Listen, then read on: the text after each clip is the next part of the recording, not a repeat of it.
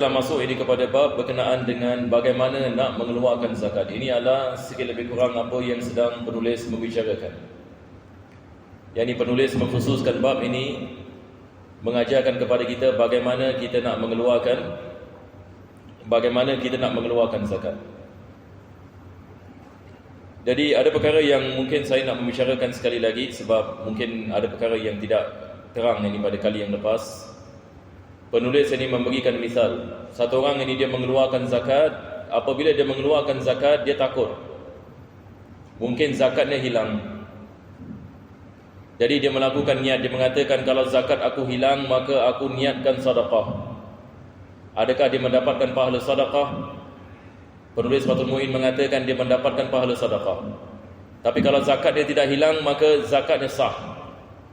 Jadi sekarang yang ini dia membicarakan yang ini tentang satu orang meletakkan syarat setelah dia mengeluarkan zakat. Jadi mungkin kita bayang macam mana ini orang melakukan niat seperti ini. Zaman dahulu berbeza dengan zaman sekarang ya. Zaman dahulu mungkin ada orang yang ini dia mengeluarkan zakat, dia kirim, dia melakukan wakalah. Dia mengirimkan zakatnya kepada fulan bin fulan, dan fulan bin fulan nak kena naik kuda misalnya pergi ke satu kampung. Ada kemungkinan duit itu hilang ke ataupun dia meninggal dunia dan sebagainya. Zaman dulu berbeza dengan zaman sekarang. Zaman dulu yang bila kita nak bayar zakat, kita mungkin nak kena safar. Keluar daripada negeri, keluar daripada kampung. Kalau zaman sekarang susah kita nak bayangkan. Betul kita sebab semua elektronik, sen je. Tapi zaman dulu ini berbeza. Jadi penulis ini memberikan misal, kalau dia mengatakan, dia meletakkan syarat setelah dia bayar zakat, dia mengatakan kalau sekiranya zakat aku sampai, dia adalah zakat. Tapi kalau hilang, aku niatkannya sebagai sedekah. Di sini penulis mengatakan sah. Kalau sekiranya zakatnya hilang, dia mendapatkan pahala sedekah. Kalau zakatnya tidak hilang, maka dia telah melaksanakan sedekah. Mungkin kita baca lagi ibarat ini. Boleh kita baca lagi sekali? Jadi bab ini kita nak kena sabar sedikit ya, sebab dia agak teknikal sikit.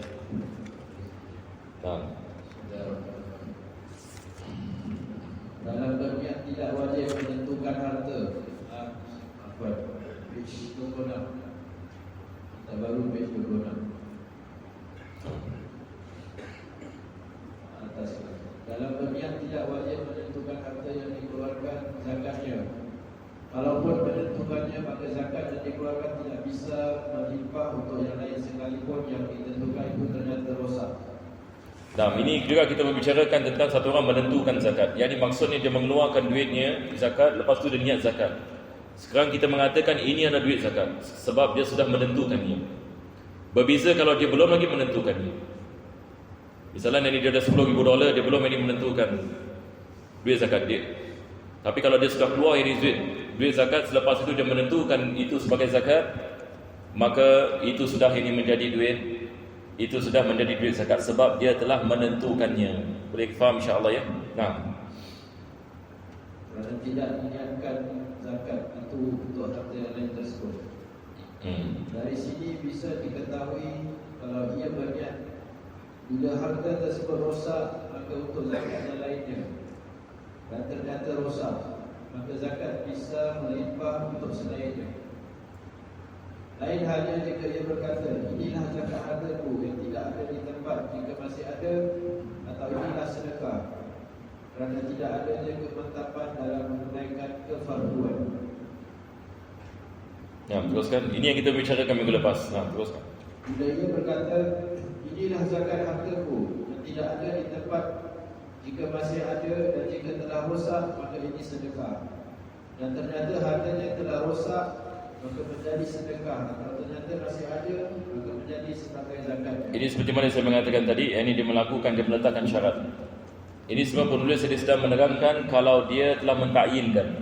Yang ini maksudnya kalau dia mengatakan ini adalah zakat ini bagi hartaku, maka wang yang lain tidak boleh menggantikannya sebab dia sudah menentukannya. Jadi kalau dia meletakkan syarat, kalau sekiranya harta zakat ini hilang, ia menjadi sedekah. Tapi kalau dia tidak hilang, maka ia dijadikan sebagai zakat. Yang ini penulis mengatakan ini adalah sah. Yang syarat ini yang sah. Kalau hartanya hilang, maka ia menjadi sedekah. Ustaz, jadi kalau macam contoh yang diwakilkan,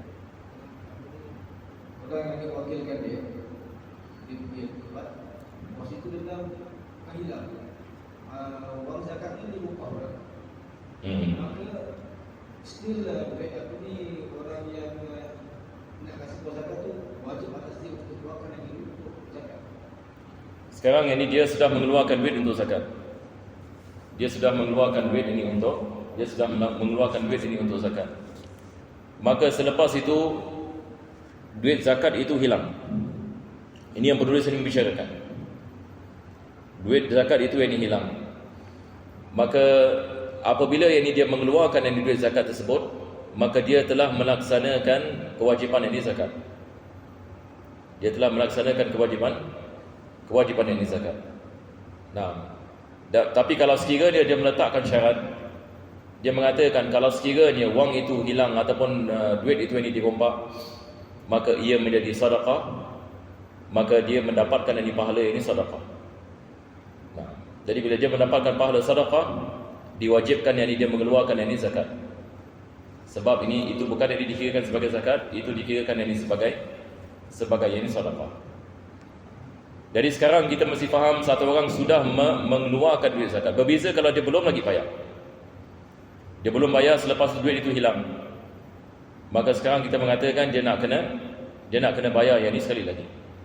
Tapi kalau dia sudah ini mengeluarkan zakat, maka itu adalah dikirakan sebagai sah. Nah, Apa Ustaz? Kenapa dia letak syarat? Kalau dia tak letak syarat kan akan dia keluar kalau Ustaz kan. tak, di sini penulis tidak menerangkan kalau sekiranya dia meletak syarat, adakah syarat seperti ini sah ke tidak. Itu saja. Sebab biasanya ibadah kita tak boleh letak syarat. Kita kalau solat misalnya kita tidak boleh mengatakan saya solat tahiyatul masjid, kalau sekiranya dia bukan tahiyatul masjid, dia duha. Boleh tak? Allahu Akbar. Tak boleh. Sebab bila kita meletakkan syarat seperti ini, dia tidak sah.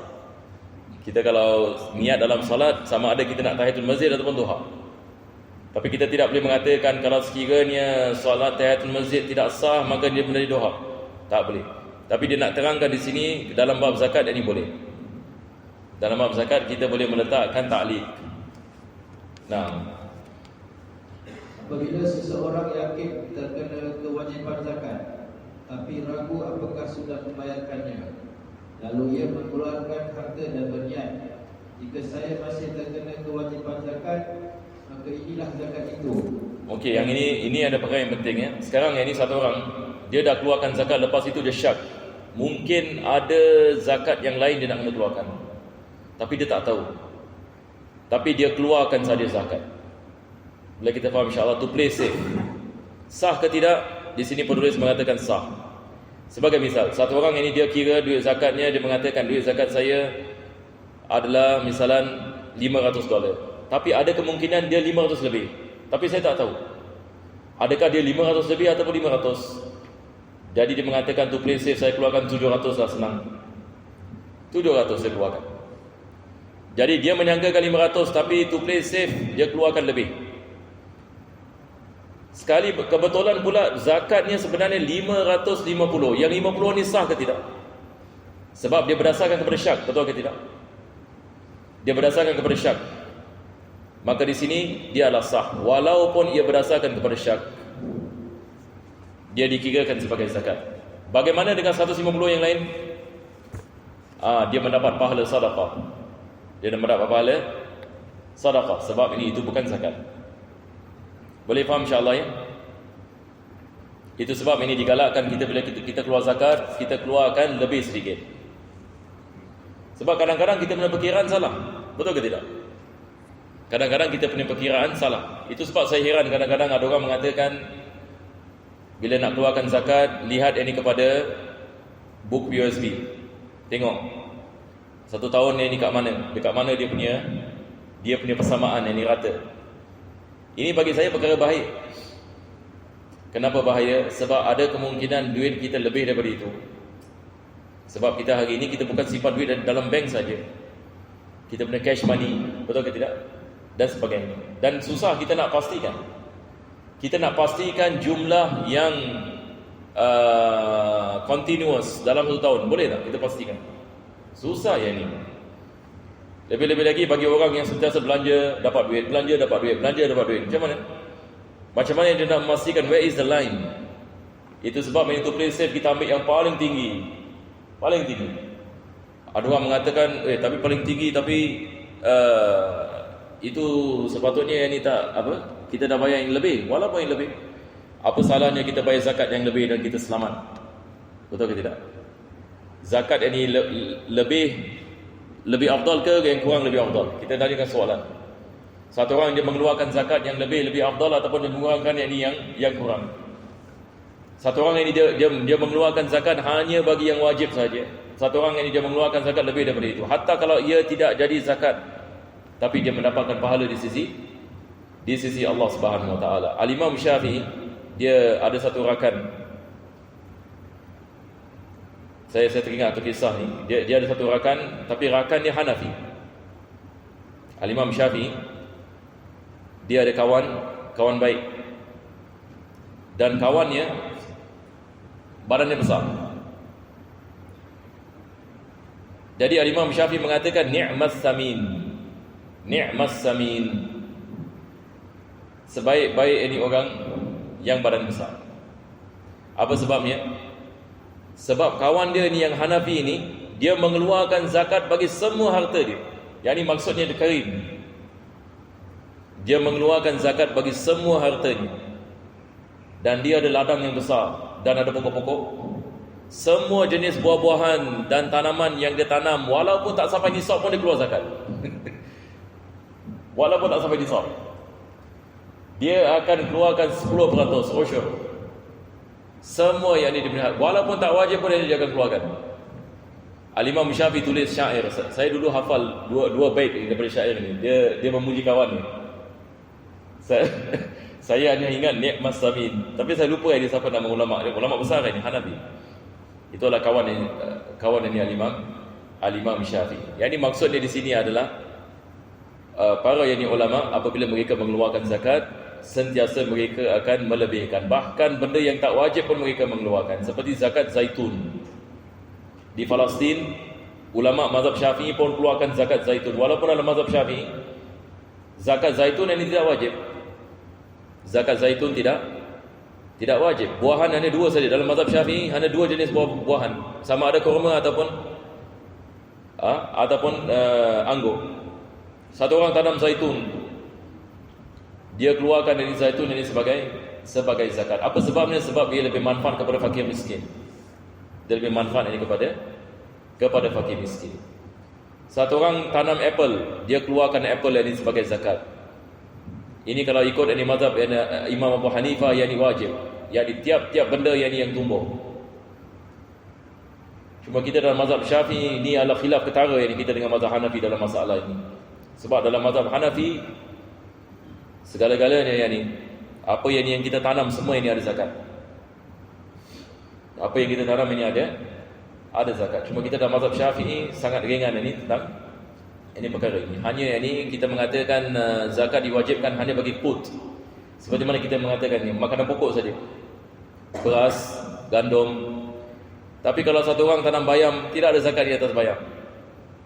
Berbeza ini dalam mazhab ini yang lain. Ayo, teruskan.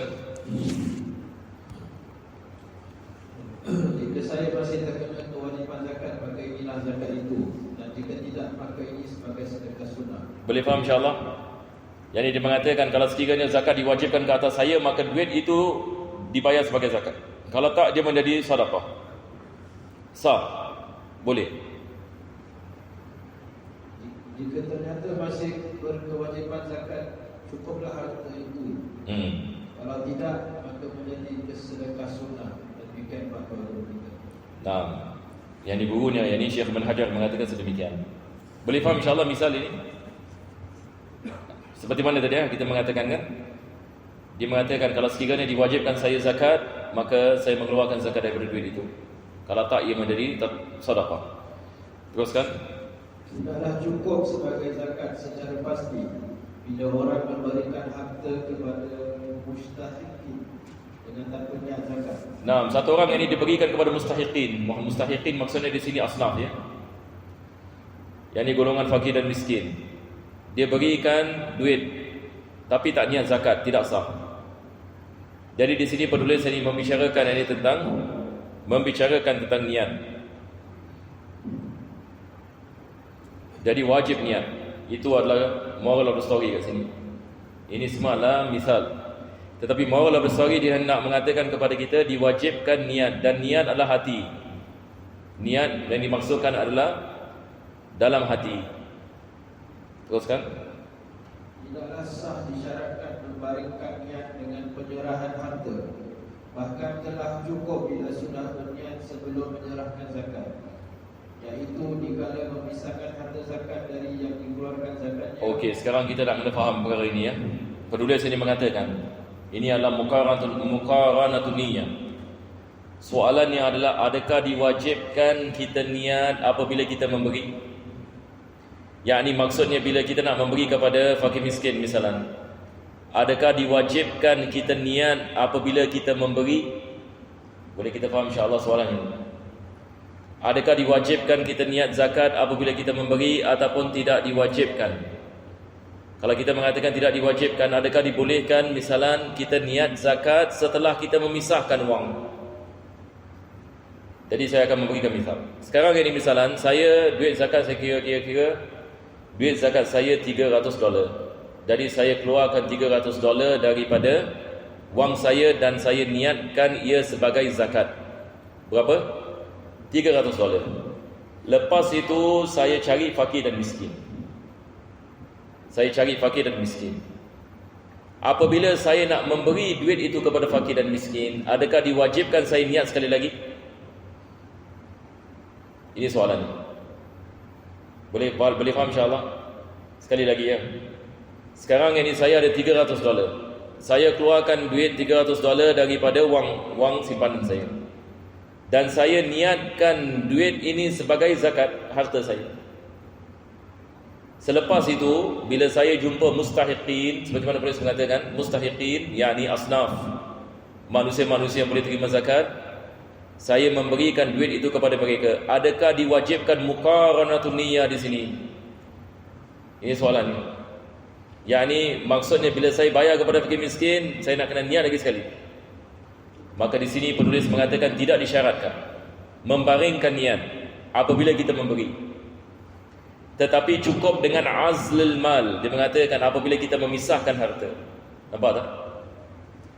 Jadi apabila kita memisahkan harta, kita niat zakat, itu sudah mencukupi. Selepas itu kita berikan kepada orang miskin, tak wajib kita niat zakat. Tapi maksudnya kita boleh niat lagi sekali, tak ada masalah. Tetapi adakah ia diwajibkan? Jawapannya adalah ia tidak diwajibkan. Teruskan. Atau dilakukan dikala menyerah, iaitu dikala memisahkan harta zakat dari yang dikeluarkan zakatnya, atau dilakukan dikala menyerahkan kepada wakil atau imam. Nah, sekarang kalau kita nak mewakilkan orang lain untuk menyerahkan duit zakat kita, bilakah kita niat? Maka sama juga. Setelah yang ini kita niat ini duit itu sebagai wang zakat, maka kita memberikan kepada wakil, dan wakil itu memberikan kepada fakir miskin. Jadi cukup dengan niat kita. Penulis mengatakan cukup ini dengan niat kita. Ataupun kita memberikan kepada imam. Imam di sini maksudnya pemerintah ya, bukan imam masjid. Maksudnya di sini adalah imam. Imam di sini ada pemerintah. Pada zaman sekarang kita panggil pemerintah. Jadi kalau zaman dahulu mereka ada menteri yang menjaga zakat. Jadi khalifah yang ini dia ada menteri yang menjaga yang ini maslahat ini zakat. Jadi semua duit zakat semua pergi kepada apa kita mengatakan body ini. Maka kita bila kita niat apabila kita memberikan kepada ini. Nah, teruskan. Yang paling utama bagi wakil atau imam hendaknya berniat bagi sewaktu membagi-bagikan zakat yang dia terima itu. Atau telah cukup juga bila niat telah dilakukan setelah memisahkan harta zakat dari yang dizakati, atau setelah menyerahkannya kepada wakil. Nah, sekarang ini apa yang wajib adalah sebelum apabila kita memberi kepada wakil ataupun imam kita niat zakat. Itu sudah mencukupi. Tetapi lebih afdal, penulis mengatakan wakil ini bila dia nak memberikan kepada fakir miskin, dia niat sekali lagi. Sama juga ini bagi imam. Apabila dia nak memberi, dia niat ini sekali lagi, tetapi tidak diwajibkan. Sebab ini kita sudah niat apabila kita mengasingkan harta daripada harta kita sebagai zakat. Jadi kita memberikan kepada wakil, kita mengatakan ini duit zakat saya. Saya wakilkan awak untuk membagikan kepada asnaf. Khalas. Adakah diwajibkan bagi wakil untuk niat sekali lagi? Yang ni wakil, dia dah ambil duit kita, lepas tu dia nak kasih orang miskin. Adakah diwajibkan dia nak kena niat? Tidak diwajibkan, sebab kita sudah niat dan kita sudah mewakilkannya. Tetapi lebih afdal dia niat sekali lagi. Itu saya yang penulis mengatakan. Selepas itu dia menerangkan kenapa tidak wajib. Kenapa tidak wajib muqaranatun niyyah? Dia mengatakan susah kita nak melakukan sedemikian. Kalau satu orang ini kita dapat bayangkan. Cuba bayangkan kalau sekiranya kita adalah sang imam. Kita nak memberikan kepada 1 juta manusia. Masya Allah, tiap-tiap orang ini kita nak kena niat zakat ini bagi tiap-tiap orang. Ini benda yang susah. Boleh kita bayangkan? Jadi cukup orang yang mengeluarkan zakat itu niat ini zakat, selepas itu imam hanya bagi-bagikan saja. Golongan fakir miskin yang datang ini dapat beri dan beri dan beri. Betul ke tidak? Sebab kalau orang terlalu ramai, susah yang ini nak melakukan niat ini bagi tiap-tiap ini orang ini yang kita nak memberikan ini zakat. Saya harap kita boleh faham. Ada siapa-siapa yang ada soalan tentang perkara ini yang tak faham? Semua boleh faham insya-Allah? Alhamdulillah. Teruskan. Tapi sebelum dibagi-bagikan, kerana sulitnya membaringkannya dengan penyerahan zakat kepada yang berhak. Okey, ini kita underline. Ini adalah illah. Sebab boleh kita underline.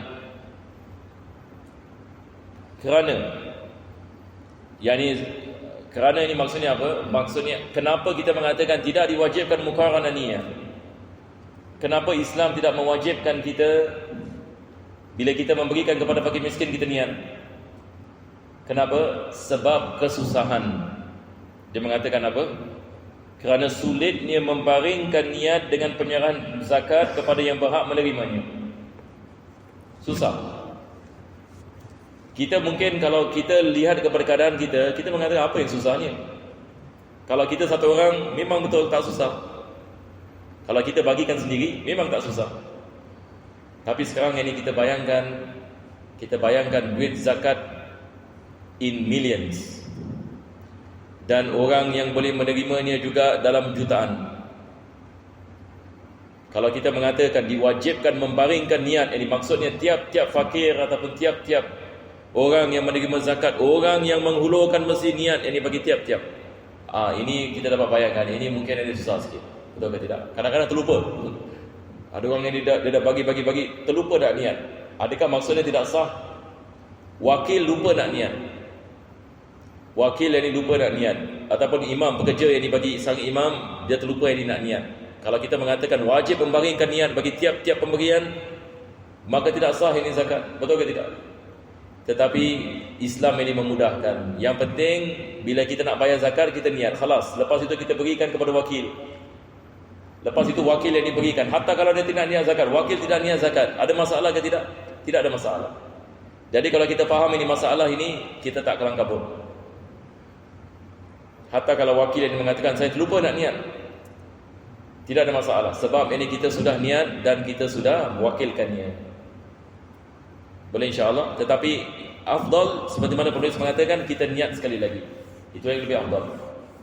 Jadi biasa amalan kita di Singapura ni, kalau kita keluarkan zakat, biasanya kita dah niat, kita niat sekali lagi. Betul ke tidak?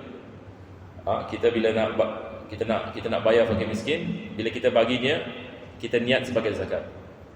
Lebih afdal kita jangan lafazkan.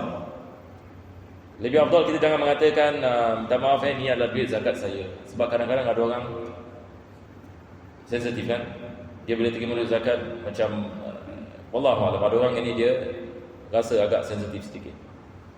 Jadi kita pun nak kena lihat ini kepada, kita tak kena lihat kepada keadaan. Melainkan kalau ada sayyid. Kalau ada sayyid. Sebab kita dalam mazhab Imam Syafi'i, dia tidak boleh terima zakat asalnya. Walaupun banyak fatwa sekarang mengatakan boleh mereka menerima zakat, sebab Mereka tak terima zakat disebabkan mereka diberikan khumus. Kalau berlaku peperangan, mereka mendapat 1/5 daripada khumus. Tapi zaman sekarang ini mana ada khumus? Ada ke khumus sekarang? Kesian ya? Tidak ada. Kalau dulu ini zaman khilafah, Masya Allah ada khumus. Dalam khilafah Uthmaniyah, mereka memberikan khumus ini kepada Ahlul Bait. Saya masih ingat di Tarim dulu, hatta sampai di Yaman, khumus daripada kerajaan Uthmaniyah. Jadi memang kalau ada khilafah, memang ada khumus. Tapi selepas tidak ada khumus, sebahagian dari ulama memberikan fatwa, mengatakan mereka boleh menerima zakat. Tetapi digalakkan kita menanyakan kepada mereka. Ini hukumnya berbeza. Kita mengatakan ini ada duit zakat, awak boleh terima? Sebab ada yang ni Said, dia tak nak terima. Dia berpegang kepada hukum asal. Dia mengatakan saya tak boleh terima. Nampak tak? Ada sebagian orang begitu. Kalau dia tahu ini hukum ini, dan mungkin dia tak setuju dengan fatwa ini. Sebahagian yang ni Said, dia tak setuju dengan fatwa ini. Dia berpegang kepada pendapat Mu'tamad. Yang ni dia tidak boleh terima zakat, dia takut. Jadi dia mungkin tidak akan terima. Itu sebab saya pernah tanya Habib Abu Bakar Al-Faqih misalnya dalam masalah ini. Saya menanyakan kepadanya, kalau saya memberikan zakat kepada Sayyid bagaimana? Dia mengatakan kalau nak berikan kepada Sayyid, awak nak kena terangkan kepadanya ini adalah duit zakat. Dia nak terima ke tak nak terima? Kalau dia terima, tidak ada masalah. Sebab ada fatwa para ulama yang mengatakan dia boleh terima. Tapi kalau dia tak nak terima, jangan berikan kepada dia. Tapi sekurang-kurangnya kita menanyakan kepada dia. Tapi kalau kita terus kasihnya begitu, ini adalah perkara yang tidak sepatutnya kita melakukan. Kita tak perkara yang sebab zakat ini Nabi mengatakan awsafun nas. Duit zakat ini adalah duit kotor daripada manusia, tidak layak bagi ahli keluargaku. Boleh kita faham insya-Allah? Itu sebab ini sebahagian daripada mereka tidak mau menerima duit zakat. Teruskan. Bila seseorang berkata pada temannya, sedekahkanlah harta ini, kemudian berniat zakat sebelum harta itu dibagi-bagikan, maka cukuplah sebagai zakatnya. Nah, sekarang ini penulis memberikan misal. Satu orang dia niat sedekah. Duit ini sedekah. Tapi sebelum duit itu dibagikan, dia niat zakat. Boleh kita bayangkan? Mula-mula dia niat sedekah. Dia mengatakan duit 300 ini saya niat sedekah. Tapi selepas itu dia change his mind. Dia niat zakat. Selagi mana duit itu belum dibagi, dia boleh melakukan sedemikian. Sah. Dia boleh tukar niat. Nampak tak? Jadi kita boleh tukar niat daripada niat sedekah ini kepada niat zakat. Teruskan. Bila berkata kepada orang lain, ambillah piutangku dari si fulan, dan itu sebagai zakatku buat kamu miliki, maka belum cukup sampai pada tangannya dan ia niatkan sebagai zakat, lalu mempersilahkan orang yang diperintah tadi untuk mengambilnya. Okey, ini kita lihat misal lagi satu ya. Semua dah bersedia insya-Allah. Sekarang ini dia mengatakan apa? Misal ya. Dia mengatakan ambillah piutangku. Piutang di sini maksudnya hutang ya. Jadi sekarang misalnya satu orang ini dia orang lain ada hutang dia. Jadi dia suruh orang ini ambil hutang daripada orang tadi. Dia mengatakan kepada orang ini, ambillah hutang daripada fulan dan itu sebagai zakatku bagi kamu. Apa maksudnya? Jadi sekarang dia ada hutang, orang lain yang hutang ini kepadanya. Selepas itu dia suruh orang lain collect itu hutang, lepas itu hutang zakat bagi dia. Maka ini tidak sah. Boleh kita faham ini misal ini? Sekarang ini misalan kita ada orang nama Zaid dengan Hasan. Zaid, Hasan dengan Mustafa misal ya. Mustafa hutang Zaid. Mustafa yang hutang Zaid $300. Jadi Zaid mengatakan kepada Hasan, wahai Hasan, kau ambillah duit 300 daripada Mustafa sebab Mustafa hutang aku. Apabila kau ambil duit itu, maka itu adalah zakat bagi kau. Ini tidak sah. Sebab pertama sekali dia nak kena mengambil duit itu dahulu. Selepas yang dia mengambil yang duit itu dalam pemilikannya, baru dia niat zakat. Baru yang dia niat zakat apabila dia memberikan kepada Hasan. Nampak tak? Jadi di sini penulis ini mengatakan ia tidak sah. Jadi caranya bagaimana? Caranya adalah dia mengambil duit itu daripada Mustafa dahulu. Jadi dia suruh Hasan ambil duit itu daripada Mustafa, berikan kepadanya. Selepas itu dia ambil duit tersebut dan dia niatkan duit itu sebagai zakat dan dia memberikan kepada Hasan, maka ini boleh. Sebab ini adalah dua akad yang berbeza. Tapi kalau dia menyamakan kedua-duanya dalam satu akad, maka ini tidak sah. Nah, kita baca lagi. Bila berkata kepada orang lain, ambillah piutangmu dari si fulan, dan itu sebagai zakatku buat kamu miliki, maka belum cukup. Sampai pada tangannya dan ia niatkan sebagai zakat, lalu mempersilakan orang yang diperintah tadi untuk mengambilnya. Nah, jadi dia mesti ada qabd, yakni duit itu mesti ada di tangannya. Baru dia niatkan ia sebagai zakat. Baru dia meniatkan ia ini sebagai zakat. Nah, Ustaz, kalau macam contoh, saya kerja Mustafa kalau tak aku suruh si fulan ni datang pada kau ambil duit ni sebagai untuk bayar zakat tu boleh tak? Dan saya sekarang ni kerja Mustafa dia yang asal kata jumpa kau, dia hutang duit tu untuk zakat si asal. ini misal yang sama. Misal yang sama. Kan Yang tadi dia suruh Zaid mengatakan kepada Hasan, Hasan ambil hutang daripada Mustafa, Mustafa hutang aku. Ambillah duit itu, setelah engkau dapat duit itu, itulah zakat bagi. Sekarang dia sudah melakukan akad, maksudnya dia sudah mengeluarkan zakatnya, sedangkan duit itu belum lagi ada. Nampak? Jadi penulis sekarang mengatakan dia nak kena mengambil duit itu dahulu, lepas itu baru dia niat zakat. Ya, betul. Itulah misal yang sama, betul. Nah, teruskan.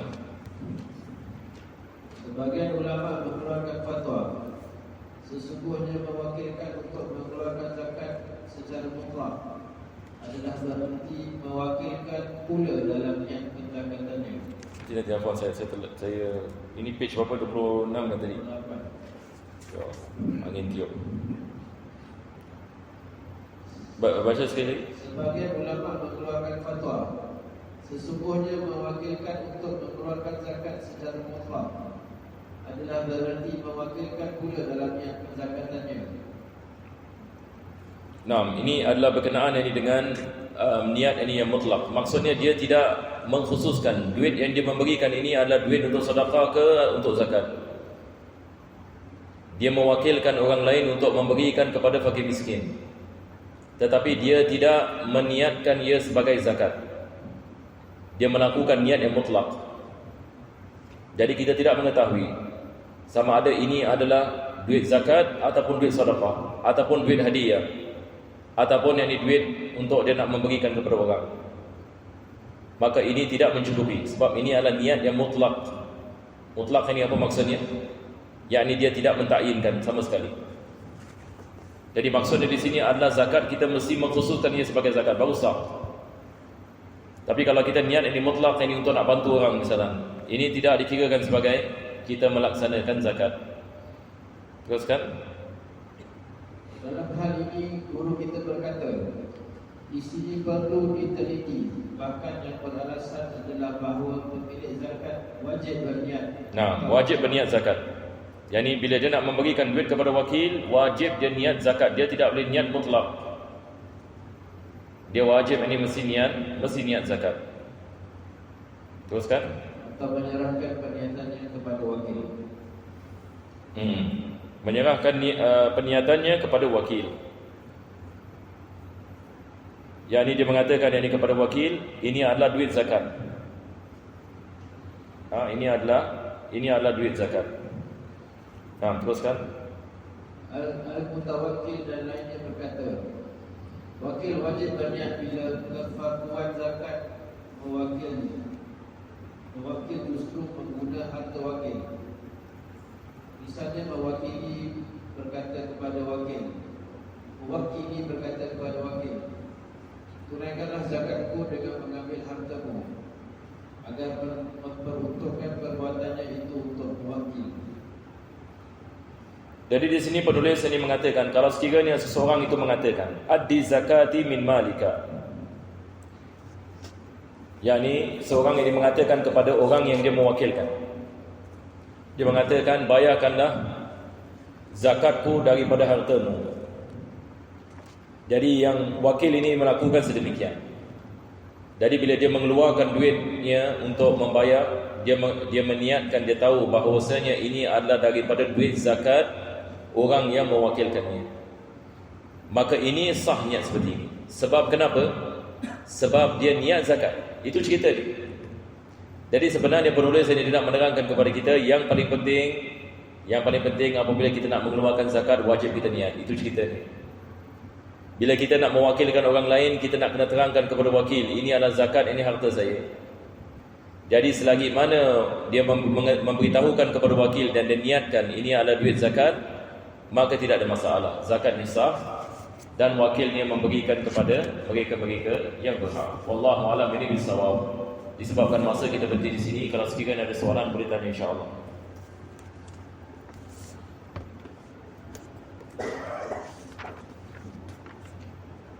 Jadi kita lihat dalam kitab Fathul Muin ini banyak misal ya. Dalam kitab Fathul Muin banyak yang ini misal yang dikedepankan oleh penulis. Jadi kita nak kena bersabar juga ya. Saya tak tahu sama ada benda ini macam susah ke ataupun bagaimana. Tapi saya rasa tak ada masalah boleh faham insya-Allah. Kalau tidak, listen. Wakil kan perlu fizikal ataupun Tak boleh menerusi ini penulisan. Zaman sekarang keadaan kita berbeza ya. Sekarang kita elektronik kan. Kita ada duit zakat misalnya, kita ada $300, lepas itu kita send pakai bank kan. Satu orang wakil kita mungkin kat Indonesia. Kita nak memberikan duit zakat di Indonesia. Jadi kita send dia bank melalui bank account kan. Jadi dia dapat duit masuk kat dia punya bank. Lepas itu kita mengata, kita tulis di bawahnya ini adalah duit zakat, ini bagi harta kita. Sah ke tidak? Sah. Sebab sekarang bila kita mengeluarkan duit itu, kita niat zakat. Tak semestinya kita berjumpa dengan dia. Mungkin anda menanyakan tentang misal tadi yang hutang tadi. Bila penulis ini mengatakan, tadi kita mengatakan misalnya Mustafa hutang ini kepada Zaid kan? Mustafa hutang kepada Zaid $300. Zaid mengatakan kepada Hasan, wahai Hasan, kau ambil duit $300 daripada Mustafa dan itu adalah zakat bagi kau. Di sini kita mengatakan tidak sah. Jadi dia nak kena dapat duit itu dahulu. Jadi kalau sekiranya Zaid minta kepada Mustafa, wahai Mustafa, berikanlah aku duit 300 tadi, maka Mustafa berikan kepada Zaid. Selepas itu baru Zaid niatkan zakat kepada Hasan. Ini baru sah. Sebab ini duit itu sudah ada di sisinya, baru dia niatkan zakat ini kepada orang lain. Tapi kalau sekiranya duit itu belum ada di sisinya, maka dia melakukan niat tersebut dan ini tidak sah. Boleh kita faham insya-Allah? Jadi zaman sekarang keadaan kita berbeza ya. Sebab kita hari ini semua yang ini elektronik. Betul tak? Kita nak hantar zakat dekat orang Amerika pun boleh. Dalam masa 2 saat ini duit boleh sampai. Ini pun kita nak kena faham, adakah kita bila send duit kita electronically, adakah sah dia balik kepada perkara yang sama? Bila kita niat adalah bila kita sebelum send, hatta sebelum send. Sebelum ini kita send, kita niat yang ini $300 daripada duit kita, ini adalah zakat. Lepas itu ini kita send. Sah. Tapi biasanya bila kita nak send, kita niat sekali lagi, betul ke tidak? Okey, itu adalah lebih baik. Wallahu a'lam ini bisawab. Dia nampaknya kita tak sempat nak baca Zubat dalam ni. Jadi bagaimana kita tutup dengan doa ni? Bismillahirrahmanirrahim. Rabbana anfa'na bima 'allamtana wa bi 'ilmika alladhi yanfa'una. Rabbi faqihna wa faqih ahlana wa qarabana lana fi dinina ma'a ahli kulli unsa wa zakar. Rabbi wafidna wa wafidhum lima tartani qawlan wa fi'lan karama. Wa zukir kulla halalan da'ima wa ilahan aksi'at ulama. Nahsur bi khairi wa nufad kulla syar. Rabbana wa aslih lana kulla syurur wa akirra bi'amna minka al-uyun. Waqdi 'anna rabbana kulla duyun qabla an ta'tiyana rusul manun. واغفر واستر أنت أكرم من ستر. وصلاة الله تغشى المصطفى من إلى الحق دعانا والوفاء بكتاب فيه للناس شفاء وعلى الآل الكرام شرفاء وعلى الصحب المصابيح الغر. اللهم اهدنا بالهدى وجعلنا مما يصرف الذكر ولا تولنا وليا سواك ولا تجعلنا ممن خلف أمره وعصاك. وحسبنا الله ونعم الوكيل ولا حول ولا قوة إلا بالله العلي العظيم. يا ربنا اعترفنا بأننا اقترفنا وأننا أسرفنا على لظى أشرفنا وتب علينا توبة تقصي من كل حوبة واستر لنا العورات وآمن الروعات واغفر لوالدينا ربي ومولودينا والأهل والإخوان وسالم الخلان وكل ذي محبة أو جيرة أو صحبة والمسلمين أجمعين يا ربي فاسمع فضلا وجودا منا لا باكتساب منا بالمصطفى الرسول نصر بكل سول صلى وسلم ربي عليه عند الحد وآله وصحبه عداد طش الصحب والحمد لله البدء والتناهي. ربنا تقبل معنا انك انت السميع العليم وتب علينا انك انت التواب الرحيم واختم بالصالحات عملا واجرا الله يا كريم بفضل سبحان ربك بالعزه عما يصفون. سلام على المرسلين والحمد لله رب العالمين. تقبل الله منكم.